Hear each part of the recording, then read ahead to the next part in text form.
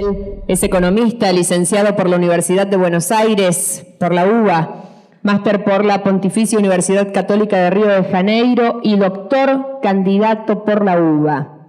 Actualmente es investigador principal del CONICET, donde ingresó en 1989, e investigador visitante del CEDES, Centro de Estudios de Estado y Sociedad. También se desempeña como director ejecutivo del Centro de Ideas, Investigaciones sobre Desarrollo Económico de América del Sur, de la Universidad de San Martín, UNSAM. Ejerce la docencia como profesor titular en la Facultad de Ciencias Económicas de la UBA y en la Escuela de Política y Gobierno de la UNSAM. Fue secretario de Estado para la pequeña y mediana empresa en 1999 y 2000 y vicejefe de asesores del Ministerio de Economía de la República Argentina en 2000-2001. Ha sido en diversas oportunidades consultor económico de CEPAL, PNUD, OIT, BID, el Banco Mundial y otras instituciones internacionales. Es autor de varios libros y numerosos artículos publicados en revistas académicas del país y el exterior. Fue expositor en múltiples conferencias, seminarios y foros nacionales, regionales e internacionales, y como profesor invitado dictó cursos de posgrado en el CEMLA, Centro de Estudios Monetarios de Latinoamérica, y en distintas universidades e instituciones de formación de posgrado de Brasil, Canadá, Costa Rica, Cuba, España y Venezuela, entre otros países. Sus principales áreas de interés son macroeconomía, dinero y sistema financiero, política económica, macroeconomía del desarrollo y regímenes económicos latinoamericanos. Lo recibimos con un fuerte aplauso, Guillermo Rosenbürzel.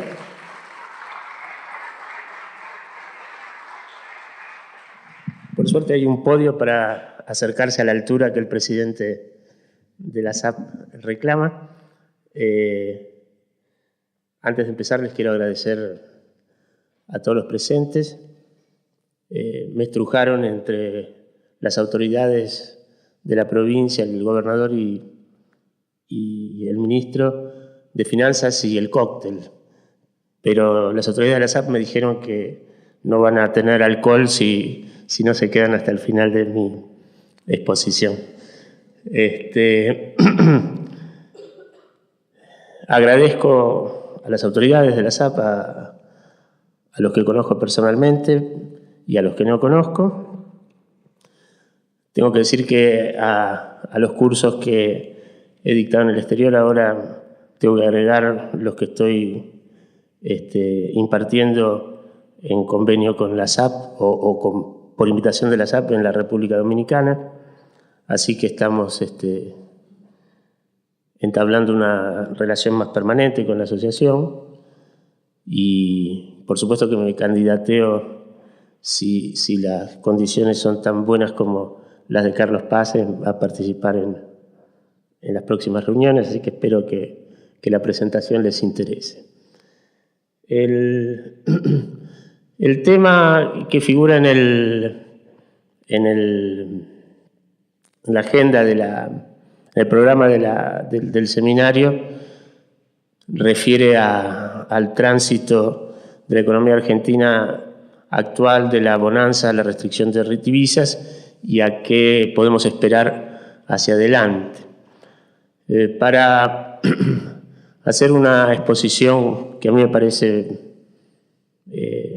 más sustantiva y no hablar solo de la coyuntura, aunque vamos a llegar a eso, y a qué va a pasar con el dólar, todas esas cosas que a la gente les interesa particularmente.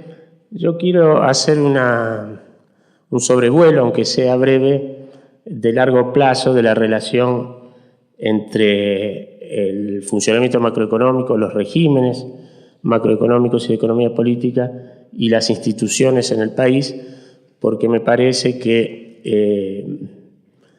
venimos recurrentemente tropezando con los mismos problemas y entonces para pensar soluciones permanentes tenemos que entender o tratar de entender por qué esta repetición de los problemas y dónde está la raíz,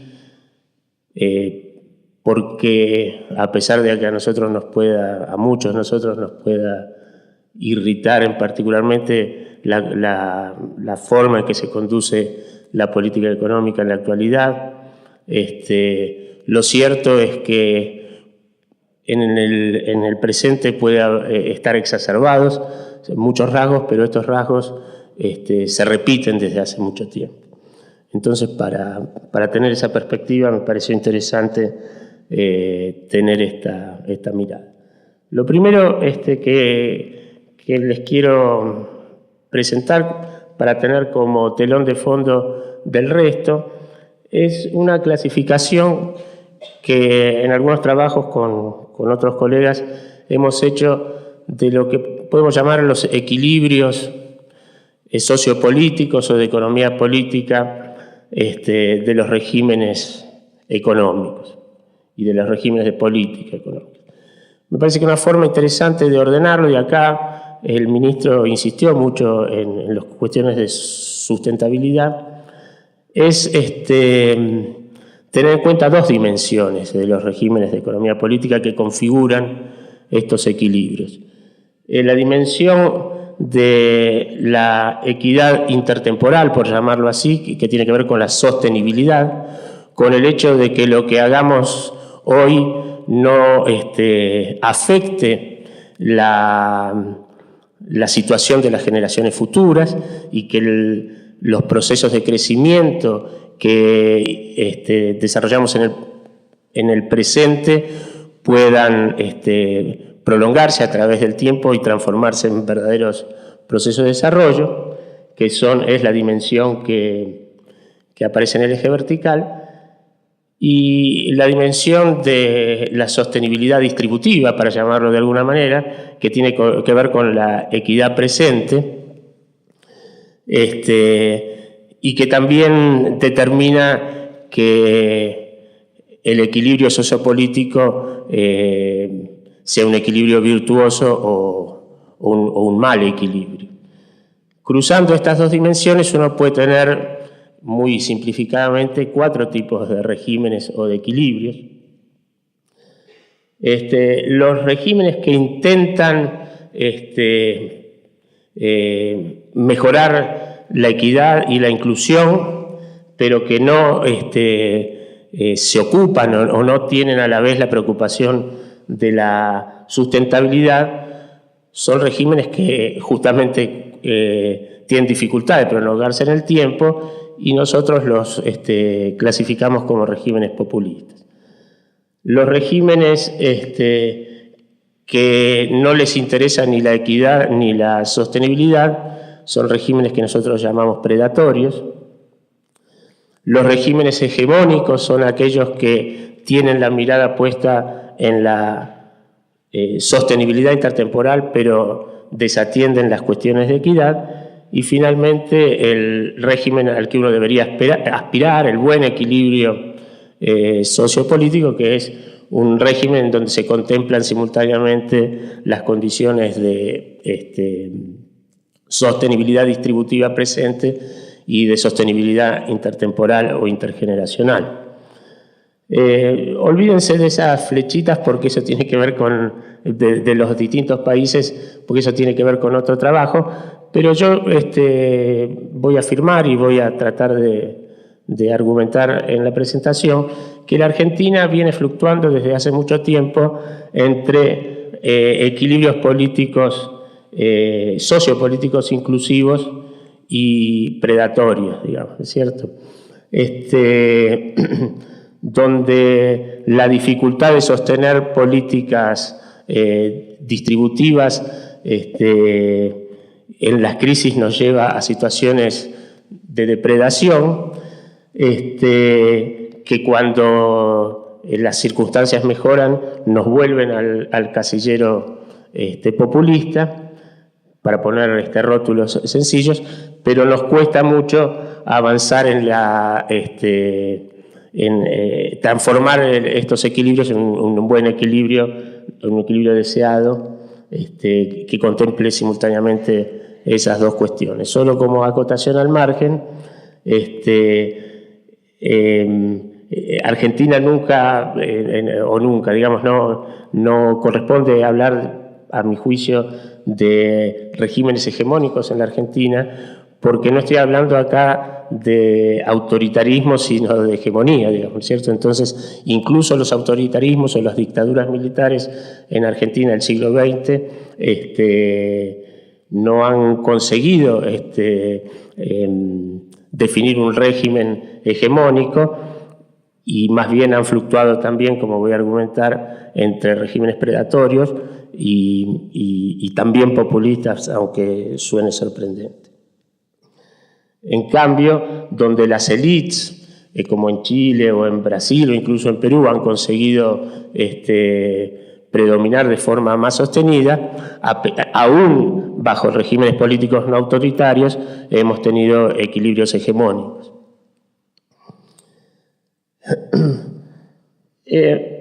Dicho esto, yo quiero referirme a la trayectoria de Argentina hablando muy a vuelo de pájaro de lo que pasó durante la Belle Époque argentina y lo que sucedió hasta principios del siglo presente muy rápidamente, y después entrar en lo que está pasando desde el comienzo del nuevo siglo y lo que puede pasar. A mí me parece que una de las cuestiones que condiciona el funcionamiento a lo largo de todo el siglo de la economía y de la sociedad argentina es que tuvo un desarrollo temprano demasiado bueno desde el punto de vista de la consolidación de las instituciones, de los equilibrios sociales. Si ustedes se fijan ahí, hasta la crisis del 30, la Argentina, por la complementariedad con la economía del Reino Unido, que era entonces la potencia dominante, estaba, desde el punto de vista de su ingreso per cápita, entre las economías más desarrolladas. Desde el punto de vista institucional, el país combinó instituciones no inclusivas o extractivas que tuvieron mucho que ver, sobre todo con la forma en que se adjudicaron los derechos de propiedad de la tierra más apta para la explotación agrícola ganadera, con otras instituciones inclusivas que tuvieron que ver sobre todo con el proceso de industrialización y que estuvieron asociadas a políticas públicas avanzadas para la época. Las políticas que estimularon la inmigración, la educación pública, la fuerte inversión en infraestructura y otros bienes públicos, todo lo cual transcurrió paralelamente al funcionamiento extractivo del sector agropecuario y redundó a la vez en un incipiente desarrollo manufacturero y la progresiva conformación de una clase obrera sindicalizada, el surgimiento temprano de una clase media de profesionales, de comerciantes, de docentes, servidores públicos y pequeños empresarios. Por lo cual, aunque el régimen político fue inicialmente restrictivo, desde el punto de vista de la participación popular y de la inclusión, progresivamente el régimen se fue abriendo, incorporando políticamente a la ciudadanía. Apareció la ley del sufragio universal, se crearon partidos de base popular como la UCR y el Partido Socialista, y finalmente llegó el triunfo de Hipólito Yrigoyen y la ascensión al poder de partidos representantes de las clases medias. Durante esa época, en términos relativos, el producto per cápita, como ya decía, fue muy superior al resto de América Latina y estuvo entre los 10 países más ricos del mundo. Sin embargo, la crisis del 30 tuvo un impacto muy negativo y reveló la fragilidad de este desarrollo. Las instituciones políticas involucionaron, aunque en un principio la economía se adaptó razonablemente bien al nuevo escenario, a través de la industrialización sustitutiva. ¿Por qué esta adaptación económica no se extendió a una adaptación institucional y política favorable? En buena medida porque, como se va a reiterar después con el peronismo, en la sociedad prevaleció la esperanza de que la crisis fuera un un fenómeno transitorio que permitiría volver a la situación previa más temprano que tarde. Y que, como nosotros sabemos, eso no sucedió.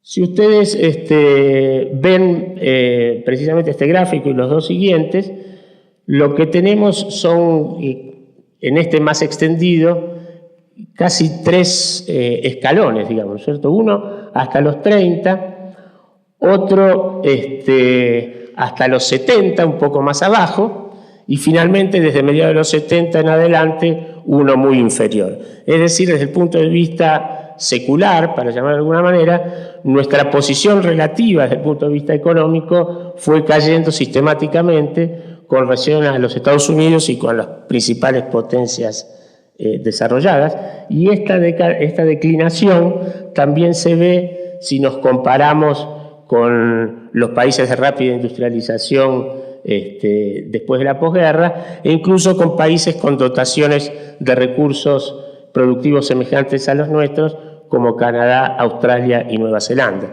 Por supuesto, la declinación en la comparación con los distintos países empieza en diferentes momentos, porque los países inicialmente no avanzados comienzan su despegue también en distintos periodos. Y finalmente, incluso dentro de América Latina, nosotros tenemos una evolución desfavorable si nos comparamos con nuestros principales vecinos, por lo menos de América del Sur, Brasil desde bastante larga data, y Chile desde mediados de los 70. Entonces ahí hay un problema, y es un problema que no tiene que ver con el gobierno kirchnerista, es un problema que nosotros arrastramos como mínimo desde la crisis del 30, y en buena medida esa declinación se gestó aún desde antes de eso. La economía, digo, desde el momento de la industrialización sustitutiva fue gradualmente retrocediendo, pero al mismo tiempo, vía las migraciones internas, permitió la incorporación masiva de nuevos contingentes de trabajadores, sobre todo a la producción manufacturera, con el consiguiente crecimiento de la organización sindical y su transformación en un nuevo actor con poder para incidir en la lucha distributiva. Esto puede ser bueno y puede ser problemático, y en Argentina fue bueno durante un breve periodo y se volvió problemático posteriormente. El peronismo supo aprovechar esas nuevas condiciones socioeconómicas, y la bonanza externa brindada por la posguerra y con el impulso de las organizaciones sindicales impulsó, valga la redundancia, o promovió una fuerte política redistributiva que se mantuvo hasta que las condiciones internacionales se transformaron. Por esa razón, el peronismo fue, de alguna manera, el primer régimen populista y el régimen populista por excelencia,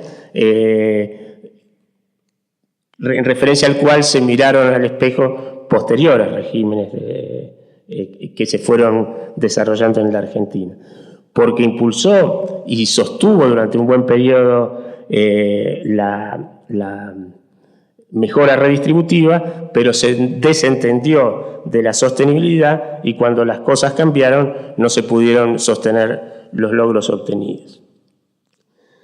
Este problema, la declinación del régimen de sustitución de importaciones comienza progresivamente desde fines de los 50, cuando se acaba la bonanza externa provocada en la Argentina por la destrucción provocada por la Segunda Guerra en Europa Occidental, y entonces Argentina entra progresivamente en un funcionamiento pendular que los economistas llamamos de avances y frenos, que va a perdurar hasta mediados de los años 70. Esa dinámica pendular tiene que ver con la imposibilidad que tiene la economía argentina de sostener simultáneamente la capacidad de generar divisas que necesita para mantener una tasa de crecimiento respetable, dado que una economía en general, y la economía argentina y las economías en vía de desarrollo en particular, necesitan importar insumos y bienes de capital como condición para crecer, y esos requerimientos de importación necesitan contar con divisas para realizarlas.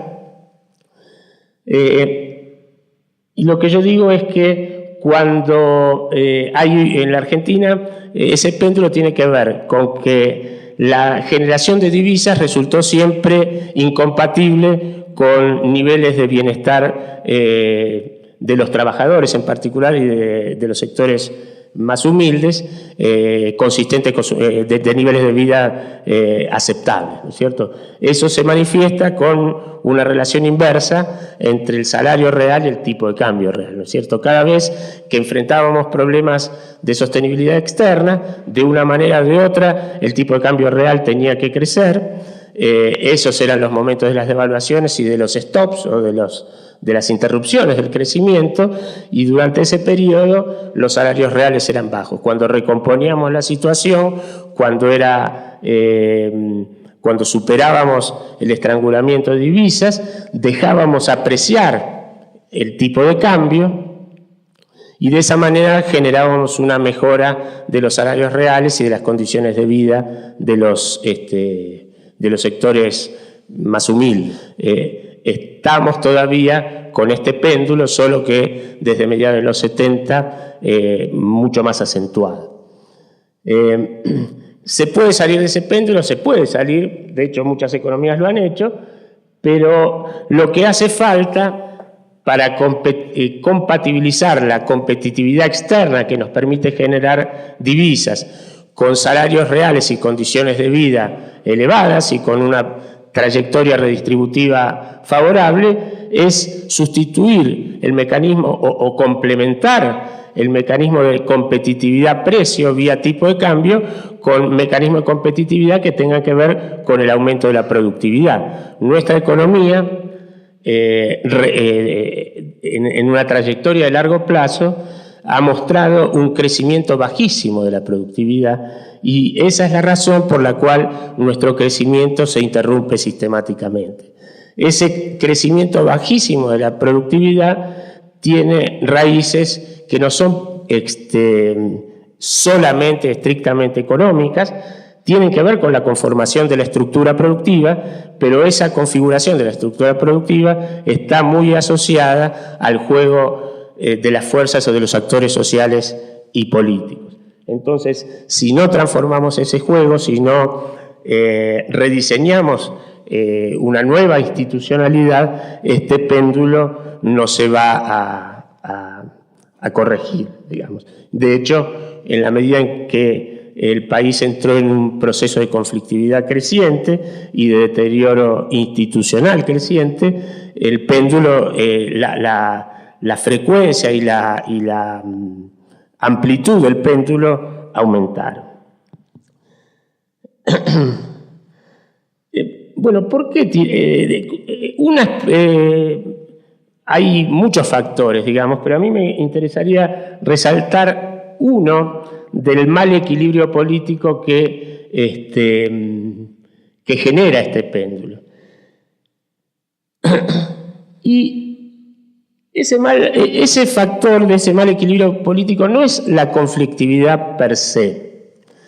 Todas las sociedades son conflictivas, y la conflictividad dentro de un cierto rango es necesaria para impulsar el cambio y la transformación.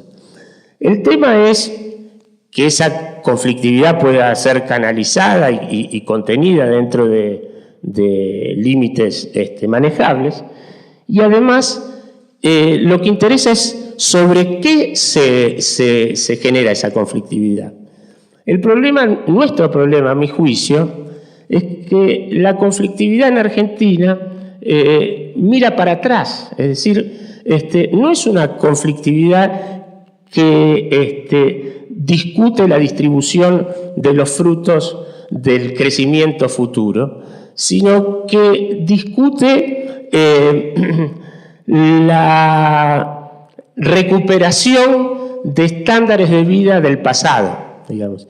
Y eso tiene que ver con esta particularidad de la historia económica argentina, que por 2 veces, después de la economía del centenario y después de la economía peronista,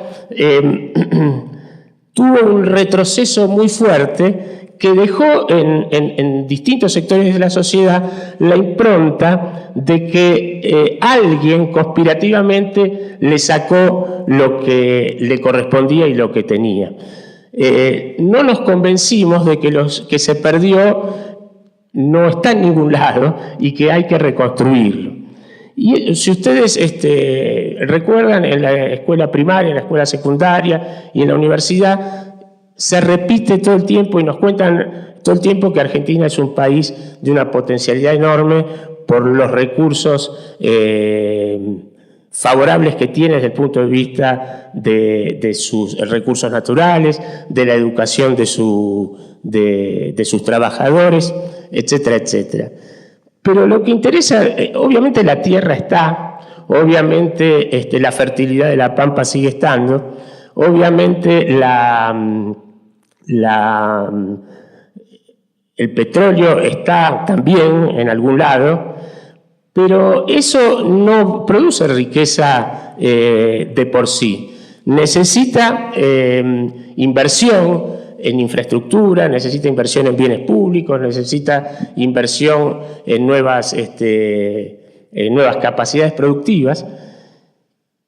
Y lo que pasó es que peleándonos por recuperar lo que tuvimos, desinvertimos y destruimos ese capital, ¿no es cierto? Cuando nosotros miramos a principios de los años 70 la red ferroviaria, toda la red ferroviaria estaba ahí, digamos, pero no estaba ahí, digamos, porque estaba la cáscara de la red ferroviaria, pero la red ferroviaria ya no funcionaba como tenía que funcionar. De la misma manera los puertos, de la misma manera la red vial, de la misma manera la educación, digamos, todo seguía funcionando como si mantuviéramos esa riqueza, pero esa riqueza desde el punto de vista económico se había ido dilapidando, digamos, para decirlo mal y pronto, y los recursos naturales que tenemos, si no se los extrae, si no se los hace trabajar de alguna manera, no son riqueza económica, son riqueza potencial. Entonces, esa forma de establecer el conflicto, retrospectivamente, mirando para atrás y no preguntándonos cómo hacemos para volver a invertir, para volver a generar riqueza y discutir cómo la distribuimos, es lo que nos mantiene, a mi juicio, entrampados en este péndulo. Y el péndulo se acentuó desde mediados de los 70, en la medida en que la agudización de la conflictividad llevó al terrorismo de Estado, ¿no es cierto? El terrorismo de Estado no impuso un régimen hegemónico, impuso un régimen predatorio, digamos.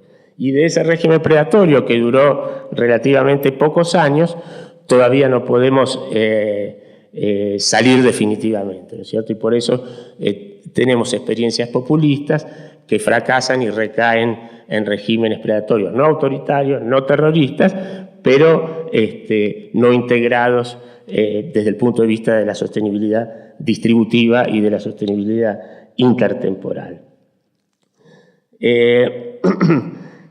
Hubo 2 experiencias de reformas estructurales que fracasaron porque estuvieron mal conducidas, y lo interesante es que esas experiencias tuvieron rasgos populistas muy, muy marcados, digamos. La experiencia del proceso, del punto de vista del funcionamiento de la economía, se ocupó más de favorecer el consumo de las clases medias, con el DM2, con el Mundial del 78 y con una serie de inversiones improductivas espectaculares, que de transformar el funcionamiento de la economía argentina.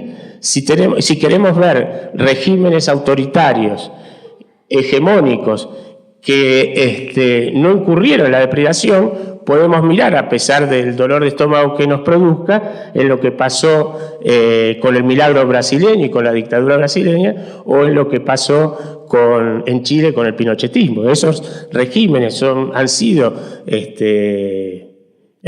sobre todo el pinochetista, execrables desde el punto de vista político, pero produjeron una transformación económica y generaron un funcionamiento hegemónico que le ha dado sostenibilidad en el tiempo. Y entonces en Chile lo que se discute es cómo mejorar la equidad, en Brasil lo que se discute es cómo mejorar la equidad, pero no está en cuestión permanente la sostenibilidad intertemporal de esas economías. En Argentina ni siquiera el régimen militar de mediados de los 70 sirvió para eso. Y nos dejó recontraendeudados, ¿no es cierto? Por eso nosotros, mis colegas y yo, llamamos a ese régimen como populismo autoritario financiado con endeudamiento externo. Y el menemismo fue algo semejante, pero no autoritario, porque fue populismo democrático, también financiado con endeudamiento externo, ¿no es cierto?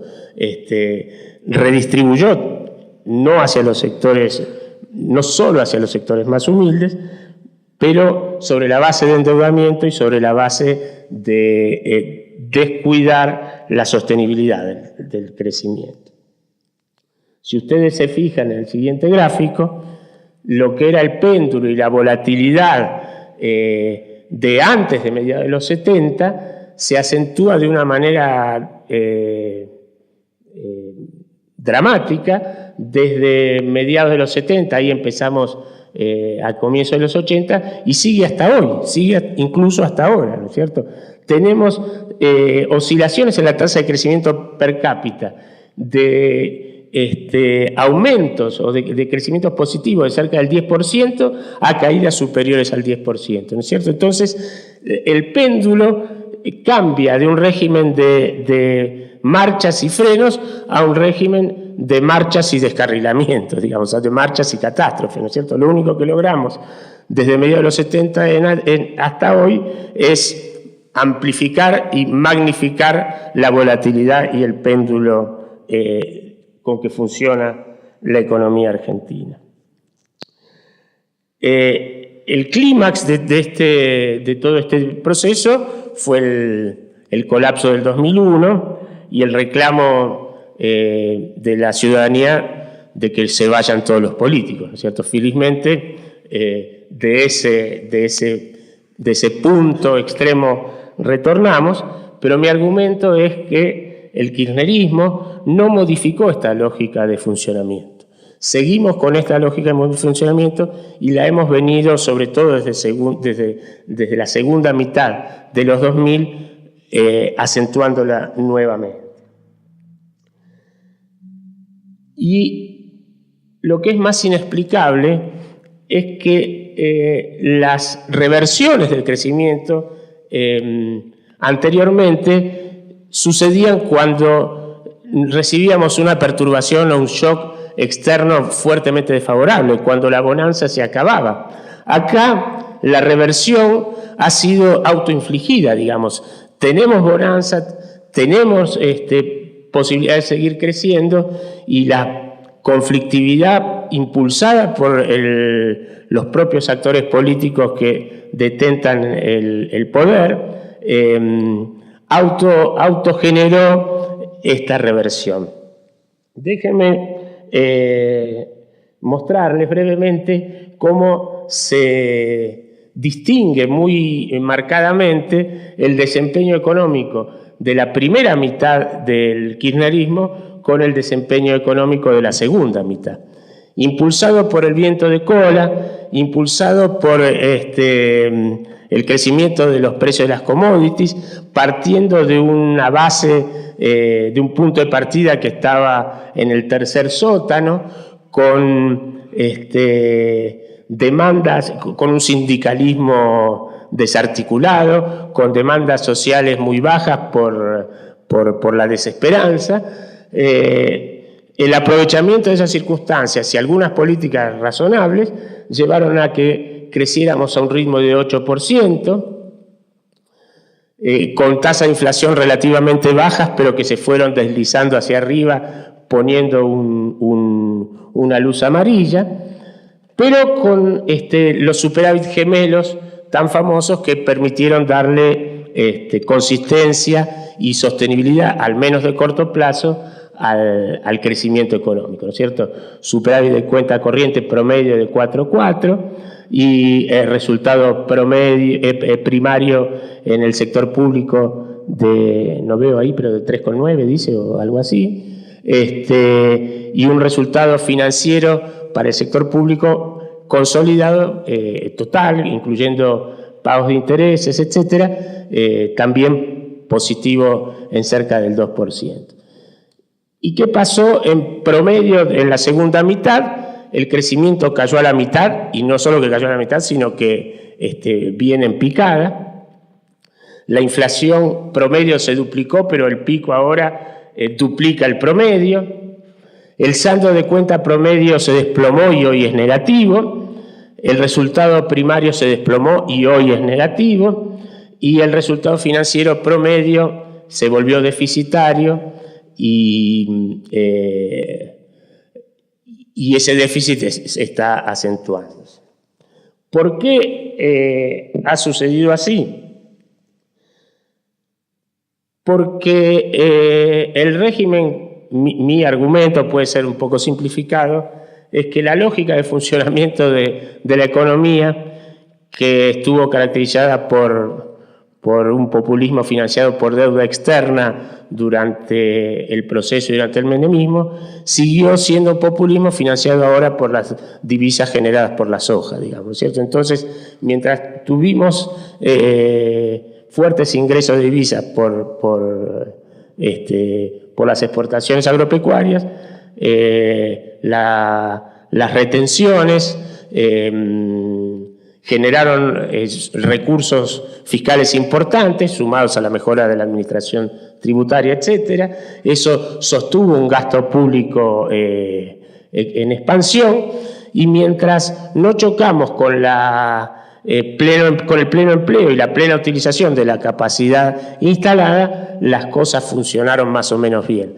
Cuando llegamos a ese techo, que es más o menos en el 2007 y alrededor del 2007-2008, la política económica tenía que cambiar y no cambió, digamos. Lo que funcionó cuando teníamos mucha capacidad instalada, que era cebar la bomba de la demanda agregada, ya no podía funcionar cuando empezamos a tener menos ingresos de divisas y las presiones de demanda agregada, en vez de aumentar el nivel de actividad, empezaban a presionar sobre los precios. Entonces, lo que cualquier economista profesional medianamente calificado y no fundamentalista hubiera recomendado es corregir esos incipientes desequilibrios de manera gradual, desacelerar la tasa de crecimiento, porque no necesitamos ser China, pero asegurar que esa tasa de crecimiento siguiera siendo positiva de manera sostenible, garantizar las mejoras sociales en los deciles más bajos de la distribución, pero ir eliminando paulatinamente los subsidios que el régimen o los gobiernos kirchneristas dieron generosamente a las clases medias, y empezar paulatinamente a reducir el gasto corriente y a aumentar la inversión pública para evitar la crisis energética que finalmente nos llegó y para evitar la crisis educativa que hoy tenemos y otros graves problemas estructurales. Y lo que tenemos hoy es la desaparición de los superávit gemelos simultánea, a pesar de que tenemos niveles de ingresos públicos históricamente de récord, ¿no es cierto? Nunca que yo recuerde hemos tenido más del 35% del PIB de recaudación de ingresos públicos. Ahora, la forma en que creció el gasto, y sobre todo el gasto corriente, superó ese crecimiento, Y lo que eso implicó fue que el superávit primario y el resultado financiero total se revirtieron violentamente. Lo mismo ocurrió con la evolución del superávit externo, ¿no es cierto?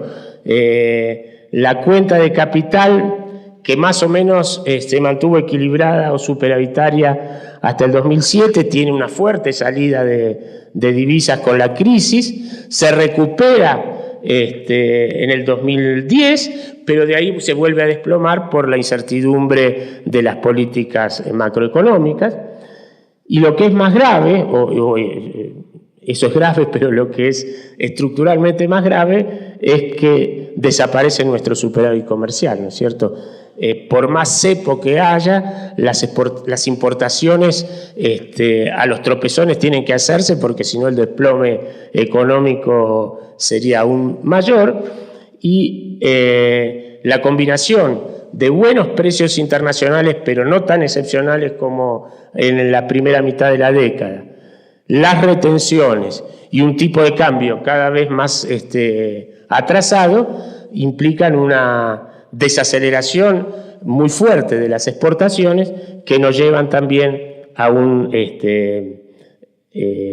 la reversión del superávit externo. ¿Cuáles son las implicancias de esta transformación? Que, como yo insisto, tiene que ver específicamente con las políticas y no con el cambio del escenario internacional. Tienen que ver con que nos estamos moviendo de nuevo y de manera abrupta de un extremo del péndulo al otro, digamos, ¿cierto?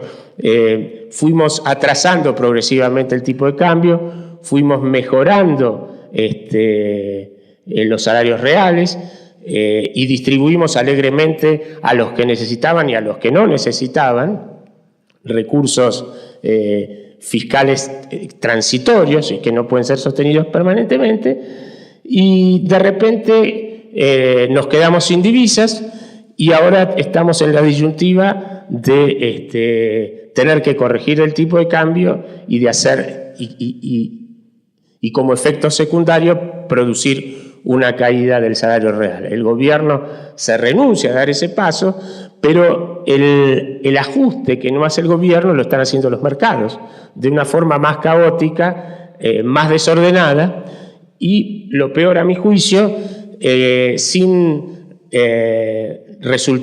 que la política económica obtenga a cambio de ese ajuste una mejora posterior, digamos, ¿no es cierto? Estamos creando ruido y volatilidad macroeconómica, estamos reduciendo las importaciones, el salario real está cayendo, pero sobre la base del aumento de la inflación y de que los desequilibrios macroeconómicos no se corrigen, a lo sumo se tapan con las licencias de importación que se otorgan a cuentagotas y con el cierre de la canilla de la compra de divisas, lo que hace que la brecha entre el dólar oficial y el dólar que ahora llamamos elegantemente blue y que en el pasado llamábamos dólar negro o dólar paralelo, crece sustantivamente. Entonces, digamos, a mí me parece que esto marca un final de época y que inevitablemente el péndulo va a moverse en la otra dirección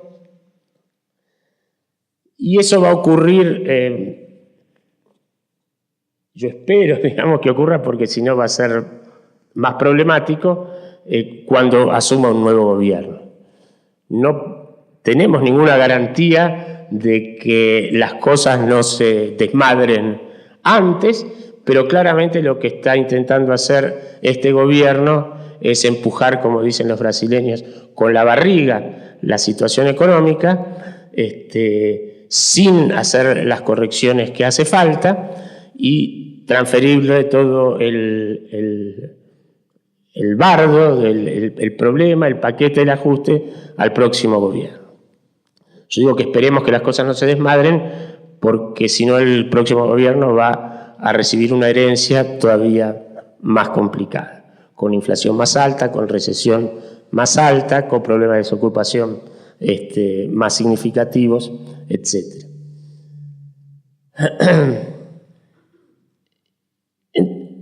Y acá yo quisiera distinguir, mirando para adelante, los problemas de corto plazo y los problemas de largo plazo.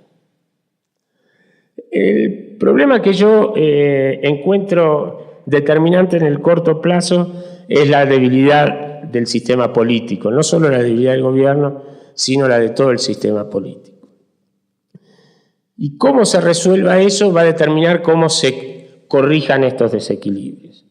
Porque los desequilibrios se van a corregir de alguna manera. Se corrigieron en el 2001, se corrigieron en la crisis del 30 y el país va a seguir funcionando, solo que cada vez en peores condiciones. Ahora, ¿cómo suavizar el ajuste? ¿Cómo hacer que el ajuste sirva, digamos, para sentar las bases de una expansión futura y de una corrección de los desequilibrios? El nuevo gobierno va a enfrentar un círculo que puede ser vicioso o que puede ser virtuoso, pero que empieza con un gran interrogante. Para suavizar los efectos de la corrección de precios relativos, de la eliminación de subsidios, de la corrección del tipo de cambio, de la reconfiguración, para no decir reducciones de gasto, porque impuestos parece muy difícil seguir subiendo, etcétera, etcétera. El único paliativo realmente disponible es el financiamiento externo. El financiamiento externo no es una mala palabra, lo que es una mala palabra es el sobreendeudamiento, no el endeudamiento. La Argentina tiene un bajo nivel de endeudamiento externo y el sector público también tiene un bajo nivel de endeudamiento externo, y cuando uno necesita endeudarse con una perspectiva intertemporal clara, tiene que usar ese recurso, ¿no es cierto? Y hoy el hecho de que estemos aislados y fuera de los mercados financieros internacionales significa que nuestras reservas están agotándose, que la recesión se profundiza y que ya hemos pasado de una situación de estanflación a una situación de inflación con recesión acelerada. Entonces, necesitamos financiamiento externo, hay financiamiento en el exterior, se perciben oportunidades de inversión en la Argentina, pero esos recursos solo van a venir si se genera confianza. Eso decía el gobernador y decía el ministro de Finanzas cordobés, ¿no es cierto? Cordobés. Y ahí está el posible círculo vicioso, digamos, porque la confianza, generar confianza y que en el exterior se perciba el nuevo gobierno con credibilidad es evitar el descarrilamiento o el desborde de los conflictos sociales. Pero para evitar el desborde de los conflictos sociales, el gobierno necesita aplicar las correcciones de forma gradual y para eso necesita financiamiento externo, que solo vendrá si el gobierno consigue mostrar que es capaz de contener los conflictos sociales, lo que a su vez requiere financiamiento y así de manera circular. Entonces hay que romper ese impasse o esa impasse, y el próximo gobierno va a ser muy débil políticamente, especialmente desde el punto de vista parlamentario.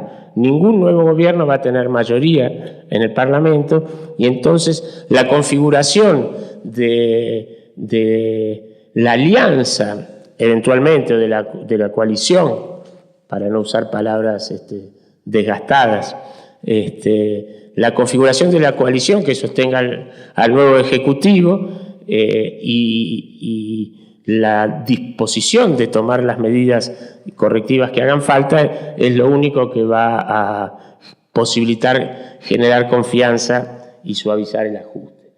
No sabemos cómo se va a procesar eso, no sabemos cómo el nuevo gobierno va a recibir la economía, y ahí hay un signo de interrogación que la verdad no se puede despejar hoy, pero que es preocupante. Y desde una perspectiva de mediano y largo plazo, ¿dónde está el nudo? El nudo no está solamente en la debilidad del sistema político, está más extendido, digamos, en la sociedad.